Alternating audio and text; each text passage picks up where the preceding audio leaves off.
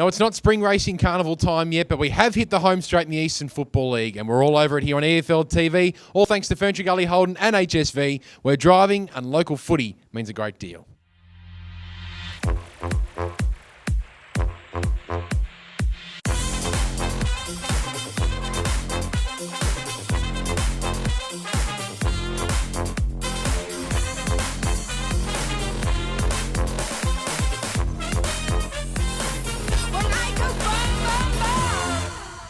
It was 80s round last weekend in the Eastern Football League, but there were no rainbows across those eastern suburb skies of Melbourne. Dark as heck in our skies, but hopefully some better weather is upon us this weekend. And one man is always looking forward to this weekend is Peter Frosty Baird, and he joins us week 15 in the Eastern Footy League. Frosty, we've actually hit the Flemington Straight. We're really on the downhill now to the Tuesday Finals. Just a month out from the Tuesday Final Series kicking off, and now's the business end of the year for teams to consolidate their spot within those finals or to make a large late surge and try and claim one of them, perhaps to try and avoid relegation for some clubs. It's going to be fantastic. Can't wait for this weekend's footy. Unfortunately, one of those teams who, after last weekend's results, won't make a bit of a play towards the finals is Knox. And as we have a look at the Division 1 ladder, we see Knox probably too few games outside that top five now. It's going to be hard for them. They went down to Norwood by not a lot of points in the end. They were without Luke Williams, without a number of players. How do you read Knox's season? They've been decimated by injuries. We all know that, and that's been made quite public. But how do you read Knox? They won the first 3 games of the season, but not a lot since. I think their best footy is as good as most teams in Division 1. If they can get their best team on the park, they can challenge anybody. But as we keep saying ad nauseum this year, that they have been ravaged by injuries this year. It's been a long, hard year for John Knight and his boys. I think they're capable of regrouping and coming back harder next year. I think they've identified some deficiencies where they need to improve. They're still a very difficult team to play against, and we saw that on the weekend with Norwood only just getting over the line against them. They're very tough to play. They match up really well. They play a disciplined brand of footy. It's just gotten a bit too hard this year for the Falcons, and they've fallen away in the second half of the year. Let's have a look at the Division 2 ladder, Frosty. And for the first time across any senior division, we have a draw, a figure next to the D column on the ladder. And those two teams who registered that on the weekend were Bayswater and North Ringwood. A thrilling game by all reports. North Ringwood just using their legs to get over the line in the end. But the 2 points comes to fruition now for North Ringwood in particular. Is that work advantage or a disadvantage? How do you see that for North Ringwood having those 2 points now? I don't think it's an advantage for either team. I don't reckon there's a real winner out of that game on the weekend. Sometimes you see with a draw, one team's pretty happy with the result, the other team perhaps not so. But I don't think the draw helps either team. Bayswater in the relegation battle had the superior percentage of all those teams in the battle. So an extra 2 points only puts them basically a percentage ahead of that following pack. So it doesn't really assist them in any way. Same with North Ringwood. They had a really good percentage there in the top to try and get that double chance. The draw only puts them as the equivalent of being superior percentage ahead of the teams behind them. So I don't think that draw helps either side. I think one of them would have loved to have banked the 4 points. The other basically haven't gained any substantial advantage by picking up the 2.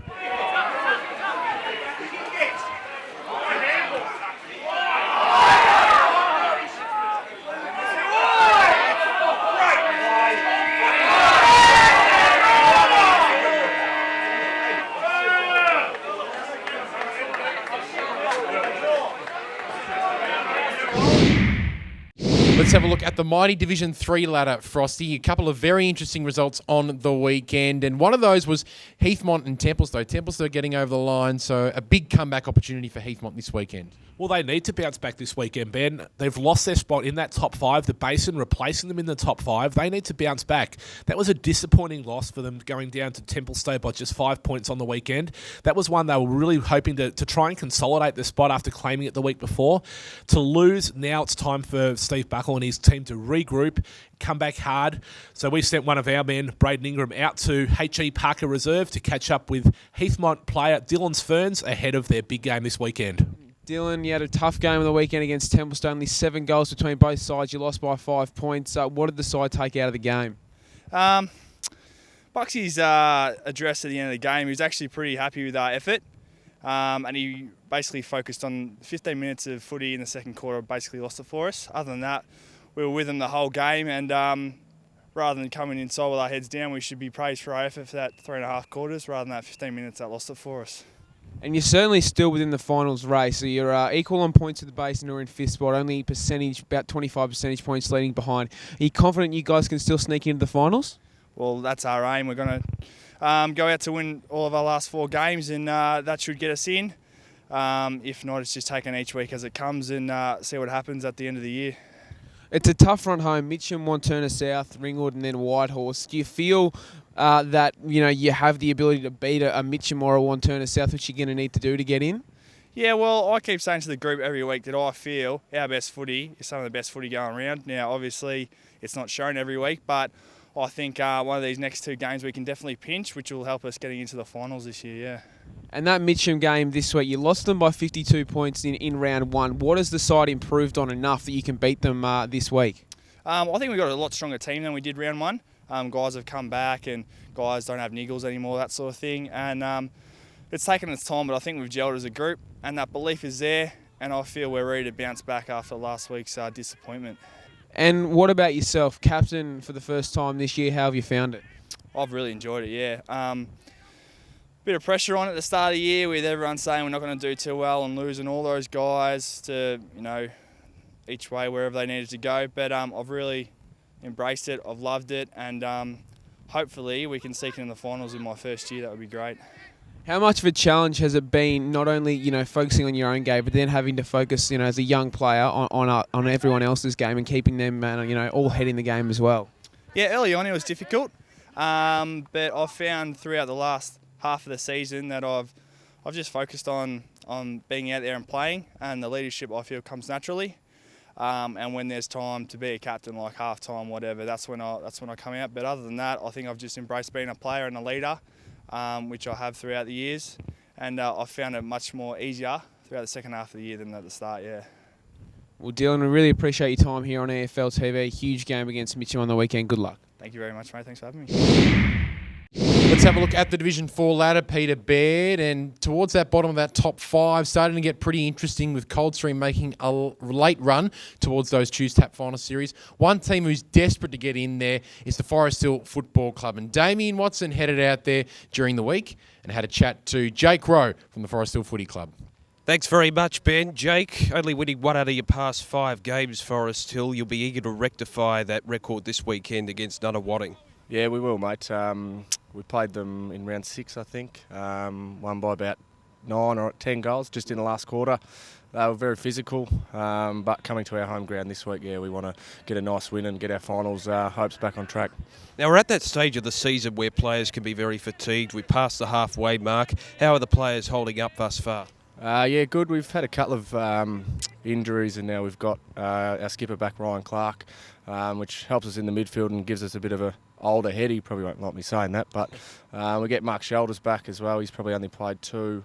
But yeah, the boys are up and about, and yeah, we should be all right for this weekend. So we should have just about our full list on the park. Now, you've been named in the best consistently this season. How have you seen your own personal form? Probably the first 5 weeks, yeah, I was happy with. Then when we played Coldstream, after that probably had a couple of weeks where I wasn't as good as what I wanted to be. But yeah, the last couple of weeks, slowly getting back into it and hopefully just hitting our straps with the last 4 games to go and then get into finals. Now, obviously a significant game in the context of your season against Nunawading this weekend. What's been the main, I suppose, focus this week? Just the 4 points. No matter how we get them, just itch, scratch, bite, anything to get the 4 points, and then that puts us back with the park with Surrey Park losing last week. That probably helps us. So yeah, just the 4 points, mate. Nothing else, nothing too fancy, just the win. And just lastly, you had the bye last week. Have the boys come back from that very refreshed? Yeah, mate. As you can see, we've got a good amount of numbers on the track tonight. A lot of voice. It's probably a perfect week to have the bye last week, watching Canterbury and Nunawading, and yeah, I was glad I was sitting under the shelter. Thanks very much for your time, Jake. No worries, guys. Thanks. It's been a lovely evening down here at Scoresby Football Club for the women of the EFL dinner. We've met some lovely people, including Alicia Loxley, Linda Mitchell, and Alan Turner from the Zadie's Foundation. I'd like to thank Rob Sharp, the EFL CEO, and Kira for organising this event. It's been a great night, and we look forward to the next one. I'm here at the Scoresby Football Club for the final Women of the EFL event for the 2013 season, and I'm joined by Alicia Loxley from Channel 9. Alicia, how do you enjoy the night so far? Yeah, it's been fantastic. I love coming along to these events, and there's always a great turnout. So lovely to meet the women of the Eastern Football League, and yeah, lovely to see so many women are involved. It's great that through their husbands and their sons that they come along to events like this. Excellent, and we just heard a bit earlier that you're expecting in December. Now, any chance that your son or daughter will pull on the boots for an EFL club? Well, I was thinking before that if I have a daughter, you'll have another woman of the EFL, and if I have a son, you'll possibly have an Eastern Football League player. So my husband played a little bit of football, so we'll have to wait and see which gender it is just to decide which way they're going to go. Maybe they can umpire if they're a female, or they could probably play. There's girls who are playing in the Eastern Football League, aren't they? Yes. Hi everyone, I'm Maddie Van Trucks. I am pleased to say that I'm joined with Lyndall Mitchell, the wife of Hawthorn footballer Sam Mitchell. Now, Lyndall, how did you find tonight's proceedings? Oh, it was gorgeous. Everyone was so lovely, and I was really touched by Alan's speech in particular about the Zadie Foundation, but I thought overall it was a beautiful night. Can you just tell us a little bit about who you've spoken to this evening?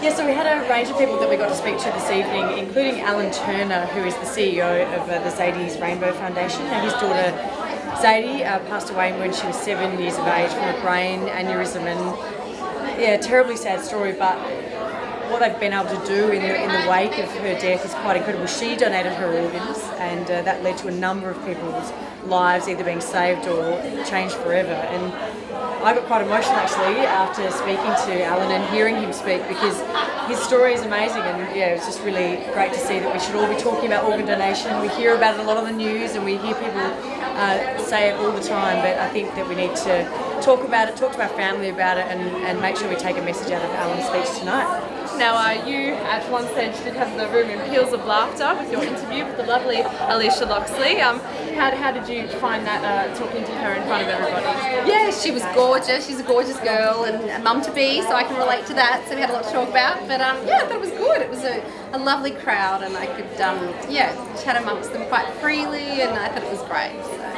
And is this your first Women of the EFL event? No, I came along last year. It was Upper Gully, is that the name of the football club? Ferntree Gully? Probably Upper Ferntree Gully, I was just shortening it. Yeah, so I came along last year, and then we also had an event at Lilydale last year, which I MC'd as well. So I've been to a couple now, and yeah, always really enjoy them. Jo Hart-Parker is really inspirational and an amazing chairwoman. Rob Sharp's fantastic as the CEO, obviously, of the Eastern Football League, and always happy to be involved. And 9 News has been a proud sponsor of the EFL for a long time now. So yeah, we're really lucky to be involved and love getting invited back. Well, Alicia, it's been a pleasure to have a chat with you, and hopefully we can see you at a couple of events next year. Yeah, look forward to it. Thanks very much, guys. Our favourite part of EFL TV, Frosty, is the EFL TV Play of the Week. 4 great nominations last weekend, but here was this week's winner.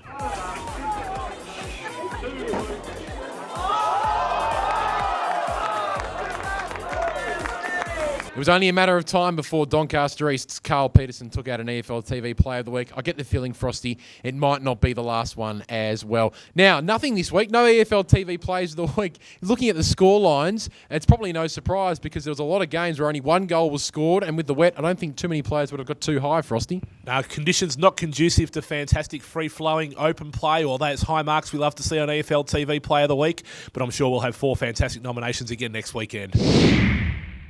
Doncaster is getting a good run on EFL TV this week, with Carl Peterson winning the Play of the Week and Sammy Gold winning the best haircut of the week. This is a pretty ordinary haircut, to say the least, though, Frosty.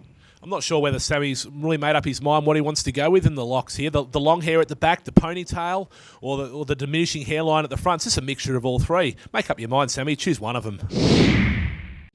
Well, that's it. All we have time for on EFL TV for yet another week. 4 weeks until the Choose Tap Final Series. One team that will be part of that, Frosty, is the Croydon Footy Club. And we're looking forward to heading out to Croydon Oval on Saturday to see them go up against Bayswater, who are in some pretty good form themselves, obviously, after that draw last weekend. Big day for the Croydon Footy Club. Oh, it is. It's really a chance to showcase their abilities for all to see in the EFL media team. I can't wait to get out there. And don't underestimate the Roos, though. They've come with some pretty good football over the last month or so.